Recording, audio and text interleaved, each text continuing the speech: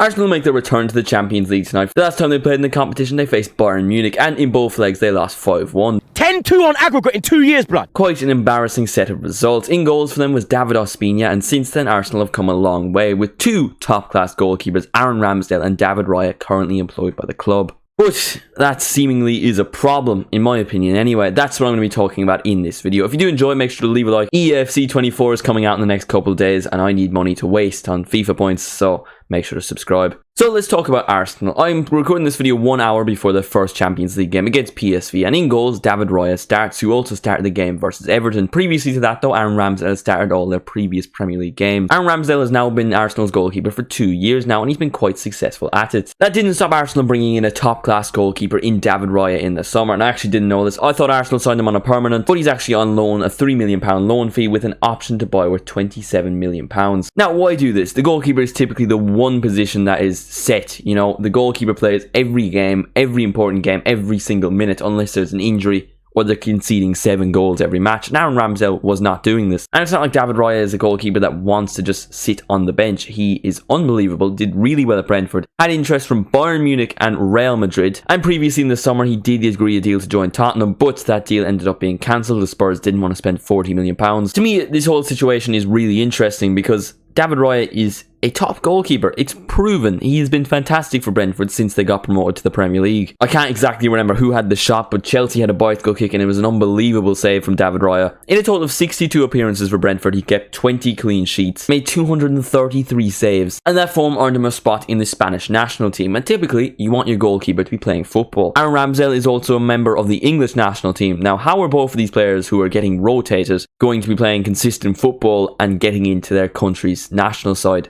Because there is definitely competition between the likes of England. You have Nick Pope playing consistently at Newcastle. You have Jordan Pickford playing consistently at Everton. And the Spanish national team, you have someone like Kepa playing consistently at Real Madrid. You have Sanchez consistently playing at Chelsea. You have Unai Simon playing consistently at Atletico Bilbao. So that's 3 goalkeepers playing consistent minutes. So there's a chance David Raya doesn't even make the squad. Now, of course, there is the argument they're going to push themselves, they're going to make each other better. And I understand that, and it probably benefits Arsenal more than anyone, but as the players, I don't really understand it. If I'm Aaron Ramsdale, I'd be quite frustrated. I don't really know why David Raya has done it. Yes, he probably backs himself to get into the first team, but there's also a chance he doesn't and just wastes a year of his career sitting on the bench playing the occasional game. Now, Mikel Arteta did say after their win over Everton, talking about the goalkeeper situation, I'm a really young manager. I've been in the job 3.5 years now, and I have few regrets in what I've done. One of them was that in 2 occasions, I felt after 60 minutes and 85 minutes in 2 games in this period to change the goalkeeper in that moment, but I didn't. I didn't have the courage to do it. Now, that is historically something you do not do, again, like I said earlier, unless you're losing 7-0. You don't substitute your goalkeeper off. It just isn't something that happens in football. Yes, we're open to change, all that stuff, but I don't think that's something that can be changed. Whoever's involved in this, stop it, because you're ruining football for everybody. For Aaron Ramsdale to hear that, I think that's just going to drain his confidence massively. As an outfield player, you don't want to be subbed in the first half, but it's not too bad being subbed in the second half. Star players might be upset, but it's just something you normally do. If you're subbed in the first half, you probably would be upset, and with good reason too. But if a goalkeeper subbed off, honestly, you would just lose your confidence. You wouldn't be the same. I don't think Aaron Ramsdale's particularly been that bad this season. I can think of Fulham's opening goal versus them at the Emirates. That was an absolute stinker, but other than that, he hasn't been that bad. He's not done anything horrendous. Like I already said, there is the argument it's going to push the 2 goalkeepers, it's going to make them even better, but there's also a scenario where one of the goalkeepers, or maybe even both, are unhappy with the situation. They're not playing every game, they're not getting enough minutes to get into their national side, or just in general they're unhappy. Then you're going to have an unhappy dressing room. If both players get unhappy, David Raya is probably not going to come back to Arsenal. He's going to be frustrated and will look for another move, maybe even stay at Brentford. And Ramsdale's going to be unhappy. They're probably going to have to sell him. I've seen Chelsea and Bayern Munich linked, so it's going to Chelsea. I don't see that happening.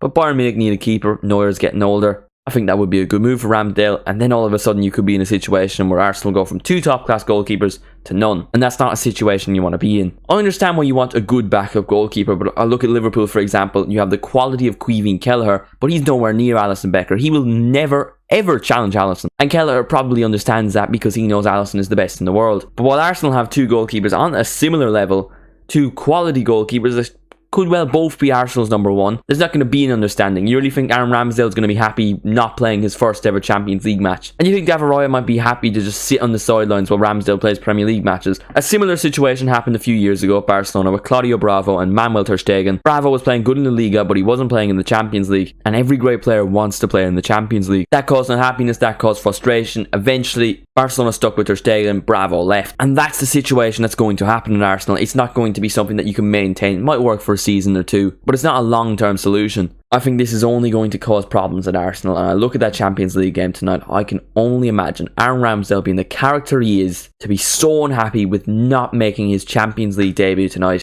after being such an important player for Arsenal in the last 2 years in getting back to the Champions League. And maybe, just maybe, in that game, David Raya is subbed off and Aaron Ramsdale is brought on, and it causes complete and utter chaos. And I'm proved right. The only way I see this way ending up is chaos and absolute disaster. But let me know what you think in the comments. Is Arsenal's 2 goalkeeper method worth it? But let me know what you think in the comments. If you did enjoy the video, make sure to leave a like, subscribe if you are new. This is the first video I've done with my face in a while. I know you probably had a little shock when you first saw it, frightened by this. But anyway, thank you all so much for watching. I'll see you in the next one.